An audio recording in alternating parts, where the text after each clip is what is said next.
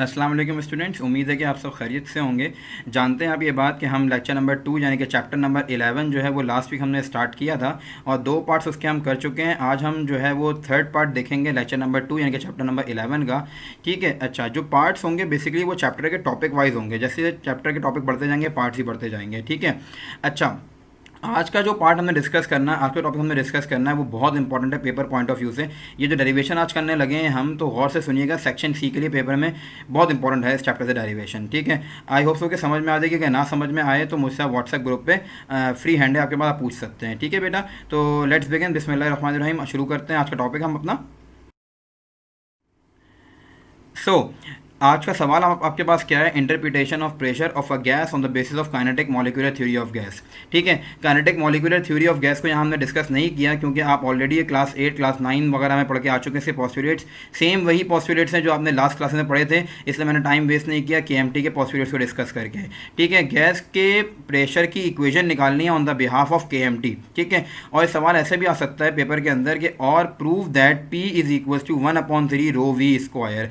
P is the pressure of a gas, 1/3 constant number है। P is the density which is represented by a Greek letter that is rho, and V square जो है यहाँ पे बार लगा हुआ है, ये क्या शो कर रहा है कि average velocity of molecule show कर रहे हैं। तो हमने क्या शो करना है कि प्रेशर ऑफ गैस जो है बेसिकली 1/3 रो V स्क्वायर के बराबर होता है। Rho is the density and bar V square is the average velocity of molecules. तो स्टार्ट लेते हैं डेरिवेशन का। सबसे पहले आप डालेंगे डेरिवेशन की हेडिंग। ठीक है। डेरिवेशन की हेडिंग डालने के बाद आप इंट्रोडक्शन पैराग्राफ लिखेंगे। इसका वो क्या है बेसिकली आपके पास, consider n moles of a gas contain in a cubical vessel. आपने एक कंटेनर ले लिया, आपने एक वेसल ले ली जिसका शेप कैसा है, क्यूबिकल है, राइट। अच्छा, अब जो नंबर ऑफ मोल्स हैं वो आपको नहीं पता कितने होते हैं कि गैस के अंदर, आपने n मोल्स कंसीडर कर लिए। ठीक है। और जो क्यूबिकल वेसल ली है उसकी जो हर डायमेंशन है वो L के बराबर है, यानी कि लेंथ भी L के बराबर, ब्रेथ भी L के बराबर और हाइट भी L के बराबर है। ठीक है। आप ये बात जानते हैं कि जो गैस के मॉलिक्यूल्स हैं वो रैंडमली मूव करते हैं, तो हमारे लिए मुश्किल है कि हम एक साथ फाइंड आउट कर सकें उसकी वेलोसिटी। ठीक है। तो हमने क्या किया, या उसका प्रेशर हम एक साथ फाइंड आउट कर सकें, बहुत मुश्किल था हमारे लिए। तो हमने क्या किया, एक कंसीडर कर लिया कोई भी एक मॉलिक्यूल जो जिसका मास क्या है, m है, और उसकी वो x डायरेक्शन में जो वो मूव कर रहा है। ठीक है। डायग्राम देखते हैं, डायग्राम से और अच्छा समझ में आ जाएगा। ये जो लेफ्ट फेस है, यहाँ से जब स्टार्ट लिया मॉलिक्यूल ने चलना, उसकी वेलोसिटी क्या थी, vx थी। वेलोसिटी v और x डायरेक्शन में मूव कर रहा है, दैट्स वाई x लगा दिया। लेफ्ट फेस से चलना शुरू हुआ, राइट फेस पे आके कोलाइड किया, यहाँ से बाउंस बैक होगा तो वेलोसिटी क्या हो जाएगी, -vx हो जाएगी, राइट। जब यहाँ पे आके कोलाइड करेगा तो इस पर फोर्स एक्सर्ट करेगा, इसके रिएक्शन में वॉल ऑफ कंटेनर भी इस मॉलिक्यूल पे फोर्स लगाएगा। वो फोर्स किसके बराबर होगी आपके पास, आप जानते हैं कि जब भी आपके पास क्या होता है कि जब स्मॉल अमाउंट ऑफ टाइम के लिए किसी बॉडी पे किसी मॉलिक्यूल पे फोर्स लगती है तो वो फोर्स बराबर होती है, चैप्टर नंबर 3 फर्स्ट ईयर में पढ़कर आए थे, rate of change of momentum के बराबर होती है। तो देखते हैं बेटा नेक्स्ट स्लाइड के अंदर कि ये हम इसको आगे कैसे सॉल्व कर रहे हैं। तो F किसके बराबर है आपके पास, F बराबर है आपके पास, F equals to rate of change of momentum के बराबर है। ठीक है। अब rate of change of momentum कैसे निकाला जाता है, वहाँ भी सीखा था फर्स्ट ईयर में भी, कैसे निकालते हैं, final momentum minus initial momentum upon time. Basically final momentum क्या होगा इसका, वो होगा m मास इंटू वेलोसिटी के रिस्पेक्ट से, मास है m, वेलोसिटी क्या है vx, तो मोमेंटम क्या बन जाएगा mvx। फाइनल मोमेंटम क्या हो गया mvx। ठीक है। इनिशियल मोमेंटम भी mvx होगा क्योंकि मोमेंटम चेंज हो ही नहीं रहा उसका, किसका, मॉलिक्यूल का, बस सिर्फ डायरेक्शन चेंज हो रही है, तो हम क्या लगा देंगे, माइनस लगा देंगे फाइनल मोमेंटम के साथ। ठीक है। तो final momentum minus initial momentum, minus क्यों लगाया, इसलिए लगाया क्योंकि डायरेक्शन शो हो जाए basically opposite direction. Momentum same है, पहले भी mvx था, बाद में भी mvx है, यानी कि फाइनल मोमेंटम और initial momentum both are same, that is mvx and mvx respectively, right. तो हम कैसे लिखेंगे इसको, f is equals to mvx minus mvx। ये वाला माइनस क्या शो कर रहा है बेसिकली, ये डायरेक्शन शो कर रहा है कि अपोजिट डायरेक्शन हो गई थी वापस आते वक्त, जब वो राइट फेस से टकरा के वापस लेफ्ट फेस पे ऑफ द क्यूब पे आ रहा था।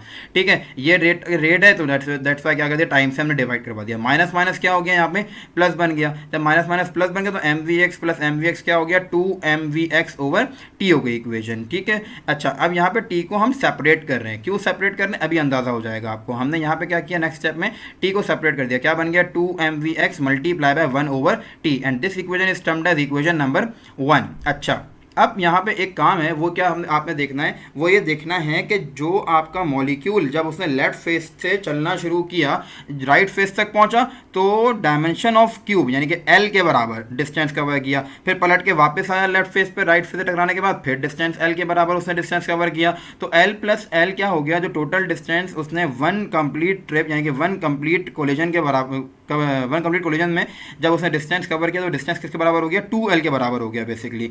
आई होप कि बात समझ में आ गई होगी वाली। पहले ऐसे क्या होगा, लेफ्ट से चला, राइट फेस पे गया, एल डिस्टेंस कवर किया, फिर राइट फेस से वापस लेफ्ट फेस पे आया, फिर एल डिस्टेंस कवर किया, तो L plus L total distance travel by molecule क्या हो गया, 2l हो गया। फिर हम मैट्रिक्स से एक इक्वेशन जानते हैं, वो क्या होती है, S is equals to v t, ठीक है।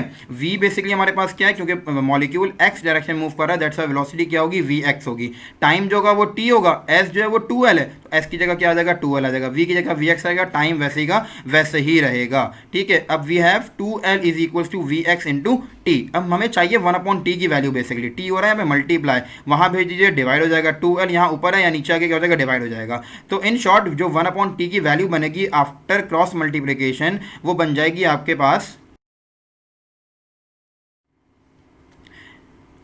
वो आपके पास बन जाएगी कुछ इस तरीके से, 1/t is equals to v x upon 2l, right. अच्छा, अब क्या करेंगे, इस 1/t की वैल्यू को सब्सटीट्यूट करवाएंगे अब इक्वेशन के अंदर, इक्वेशन नंबर 1 के अंदर। अब आपके पास इक्वेशन नंबर 1 आप कैसे लिख सकते हैं, इक्वेशन नंबर 1 आप लिख सकते हैं f1 is equals to 2mvx multiply by vx upon 2l। 1 क्यों लगाया, क्योंकि भाई हम एक मॉलिक्यूल की बात कर रहे हैं, दैट्स वाई हमने यहाँ पे 1 लगा दिया, ठीक है।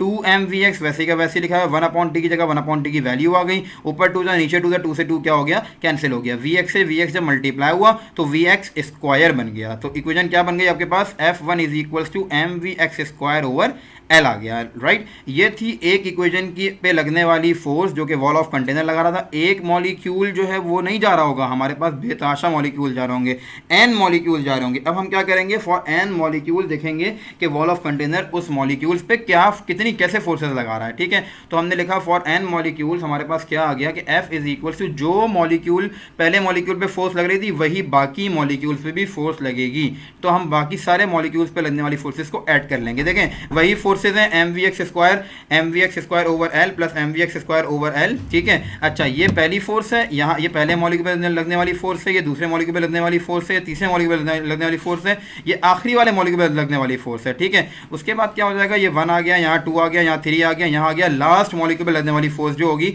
वो यहाँ पर आ जाएगी, राइट। अच्छा, उसके बाद क्या हो जाएगा कि यहाँ पर एम ओवर एल है, एम ओवर एल है, एम ओवर एल है, एम ओवर एल कॉमन निकाल लिया। अच्छा, जब एम ओवर एल कॉमन निकाल लिया तो फिर क्या बचा आपके पास, एम ओवर एल कॉमन आ गया, राइट। उसके बाद क्या हो जाएगा, v1 square x plus v2 square x plus v3 square x, और ये कहाँ तक, लास्ट वाले मॉलिक्यूल की वेलोसिटी आ गई vn स्क्वायर एक्स आ गया, ठीक है। अच्छा, उसके बाद क्या हुआ कि आप क्या करेंगे, हमें चाहिए इक्वेशन क्या, p is equals to 1/3 rho v square, तो p हमारे पास तो है ही नहीं यहाँ पर, ठीक है। जब अब क्या होगा कि जब फोर्स लगेगी किसके ऊपर जाकर, सॉरी, जब मॉलिक्यूल स्ट्राइक करेगा right face of the cube पे जाके, तो उस पर क्या लगाएगा, जाहिर है प्रेशर एक्सर्ट करेगा, और प्रेशर का फॉर्मूला क्या होता है, हम जानते हैं ये वाली बात कि p equals to f over a होता है, ठीक है।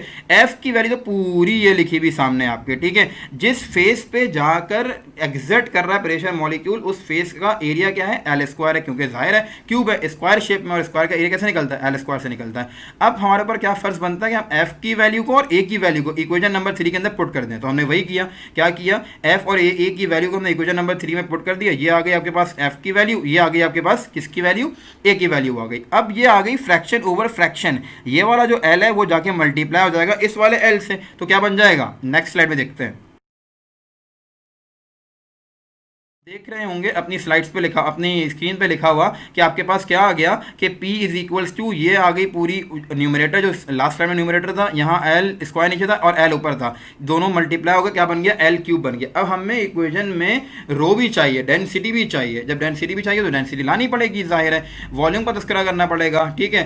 अब ये देखते हैं कि जब हमें डेंसिटी भी रिक्वायर है तो हमें एक यूनिट वॉल्यूम पर भी गैस के मॉलिक्यूल्स कंसीडर करने पड़ेंगे, ठीक है। जब हमने गैस के मॉलिक्यूल्स एक यूनिट वॉल्यूम में कंसीडर किए, उसको हमने रिप्रेजेंट किया small n with the base of v से हमने उसको कंसीडर किया, जब with the base of v से हमने कंसीडर किया उसको, ठीक है, तो वो बेसिकली क्या कहलाया, nv कहलाया। ये वो नंबर ऑफ मॉलिक्यूल्स हैं जो एक यूनिट वॉल्यूम पर होंगे, ठीक है।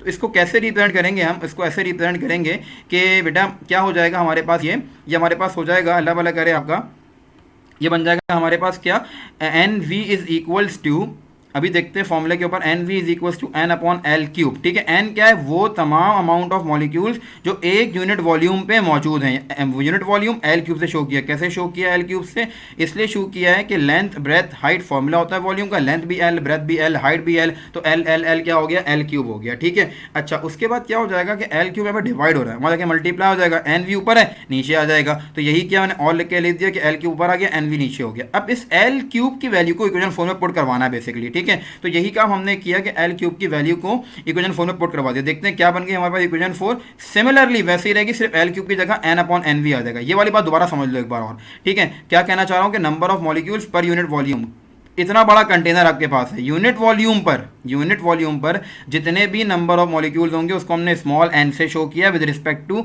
विद बेस टू वी, ठीक है।